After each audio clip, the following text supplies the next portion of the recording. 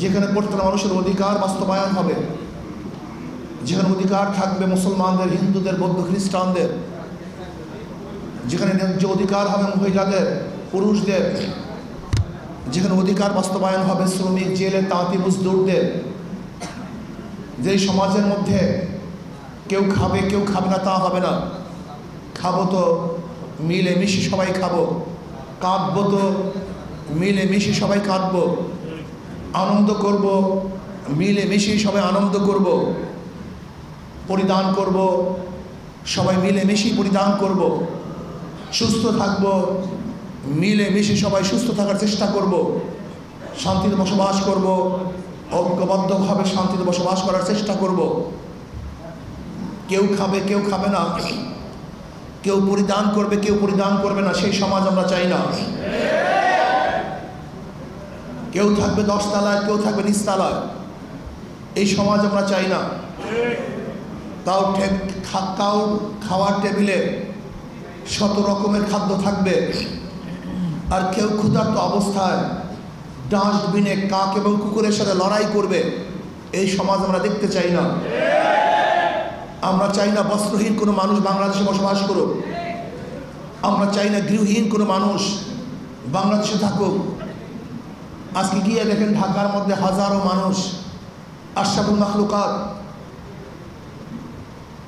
সবচেয়ে শ্রেষ্ঠ মাখলুক যারা, আল্লাহ পাকের শ্রেষ্ঠ জীব, এই মানব সন্তানের অসহায় অবস্থা কি দেখেন, যেখানে তারা থাকেন চিন্তাও করা যায় না এখানে আশরাফুল মাখলুকাত কীভাবে বসবাস করে, তাদের দেখার কেউ নেই।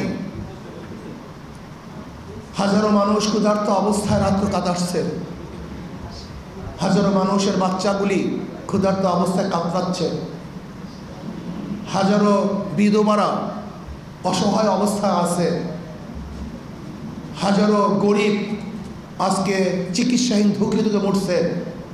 এই সমাজ আমরা দেখতে চাই না। আমরা দেখতে চাই না গরিবের মেধাবী সন্তানগুলি অর্থের অভাবে পড়াশোনা করতে পারে না, উচ্চশিক্ষায় শিক্ষিত হতে পারে না, এই সমাজ আমরা দেখতে চাই না। আমরা এমন এক সমাজ দেখতে চাই যেখানে গরিব দুঃখী মেহনত মানুষের মেধাবী সন্তানগুলিকেও রাষ্ট্রীয় খরচে সর্বোচ্চ শিক্ষিত করার ব্যবস্থা যেন থাকে। আমরা দেখতে চাই যে ক্ষুধার্ত মানুষের পাশে সরকার দাঁড়াবে। যেরকম ওমর ইবনে খাত্তাব রাদিয়াল্লাহু বলেছেন, আমার খেলাফতের আমলে যদি ফোরাতের কোলে একটা কুকুর না খেয়ে মারা যায়, আমি ওমরকে জবাব দিতে হবে। আমরা সেই সমাজ দেখতে চাই।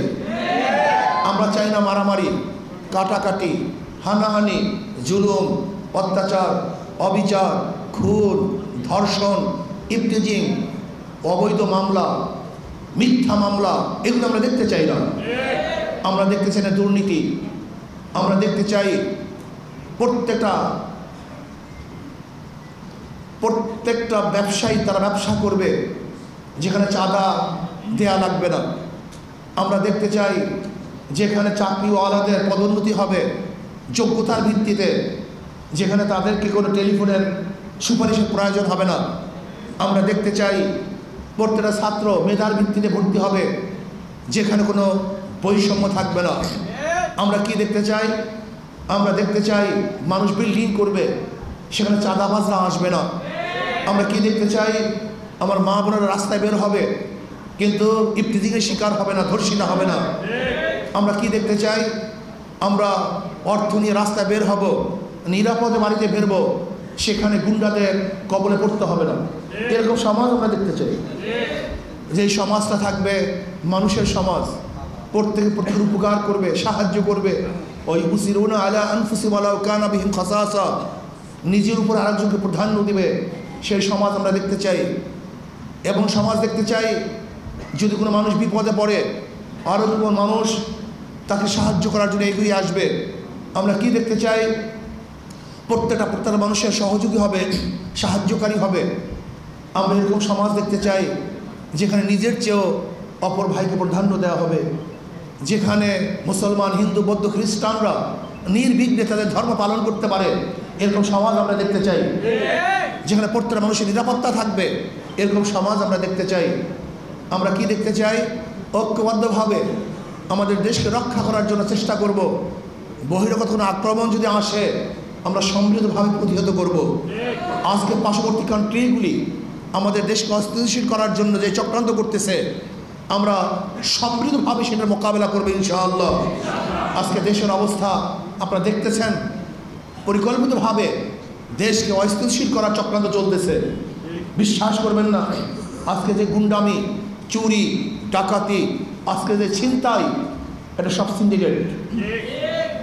আমার কাছে তথ্য আছে, তথ্য এসছে যে এগুলি সব কৃত্য ঘটছে। এ দেশকে অস্থিতিশীল করার জন্য চক্রান্ত করতেছে। আমরা চাই না জুলুম, অত্যাচার, অবিচার। আমরা চাই এদেশের মানুষ শান্তিতে বসবাস করবে। আমরা কি চাই?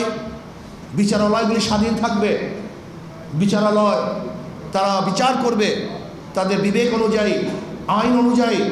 যেখানে অন্য কোনো ইশারায় বিচার হবে না, এরকম বিচার বিভাগ আমরা দেখতে চাই। আমরা দেখতে চাই প্রশাসনের মধ্যে দুর্নীতিবাজ থাকবে না। প্রত্যেকটা প্রশাসন এই দেশের জন্য চেষ্টা করবে, এরকম প্রশাসন আমরা দেখতে চাই। আজকে পরিকল্পিতভাবে বিভিন্ন জায়গায় দেশকে অস্থিতিশীল করার চক্রান্তের মধ্যে আমি মনে করি বিগত ফ্যাসিস্ট সরকারেরও বিশাল একটা হাত এখানে আছে। আমি অন্তর্বর্তী সরকারকে বলবো, এর থেকে পরিত্রাণের শুধু একটা উপায় আমি মনে করি, যেই এলাকায় দুর্নীতি হবে ওই এলাকার প্রশাসনকে সাসপেন্ড করে দেন।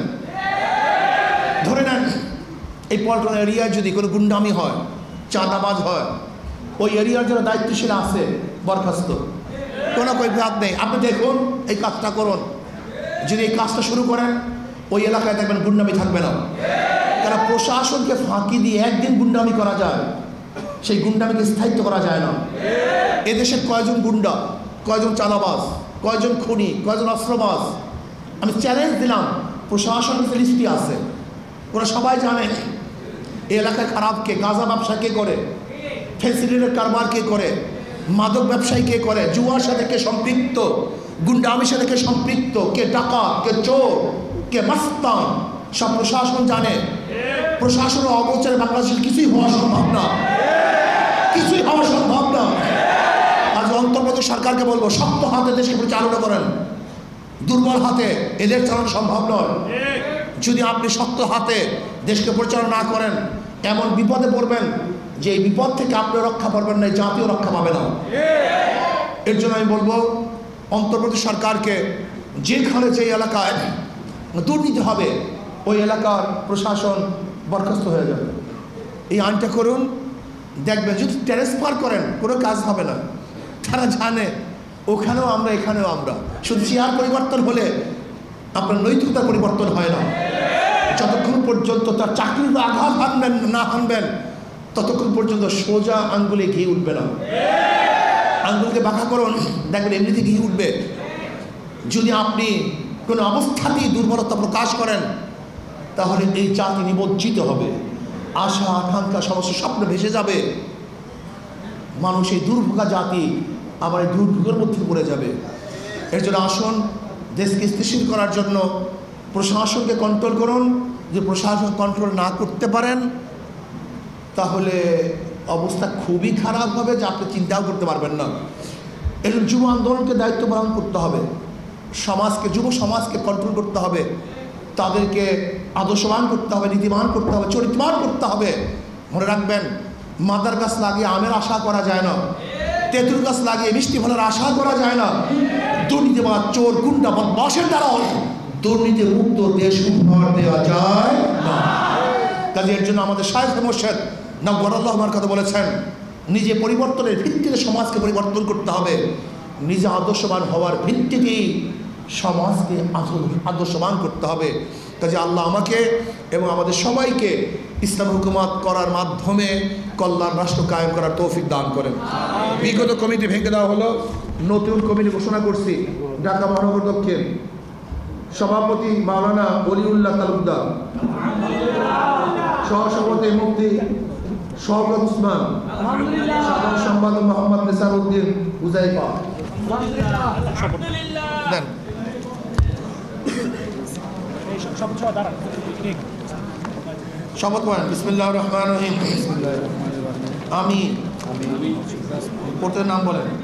ইসলামী যুব আন্দোলন বাংলাদেশের নগর দক্ষিণ সদস্য মনোনীত হয়ে আল্লাহ তাআলাকে সাক্ষী রেখে ওয়াদা করছি যে আমি আল্লাহ তাআলার সন্তুষ্টির উদ্দেশ্যে ইসলামী যুব আন্দোলন সম্প্রসারণ, মজবুতি অর্জন ও মূল লক্ষ্য হাসিলে সর্বোত্তম প্রচেষ্টা চালাবো। আমার উপর অর্পিত দায়িত্ব আমানত যথাযথ পালন করব। আমি সংগঠন নীতি আদর্শ নীতিমালা মেনে চলব এবং ঊর্ধ্বতন নেতৃত্বের প্রতি আনুগত্য প্রদর্শন করব। যুব সহায়ক কেউ যেন না, যুব সমাজকে দিনের পথে একতাবদ্ধ করতে আমি জানমালের সর্বোচ্চ কোরবানি করতে চেষ্টা করব। আল্লাহ তাআলা আমাকে ওয়াদা পালন করার তৌফিক দান করেন। আমিন।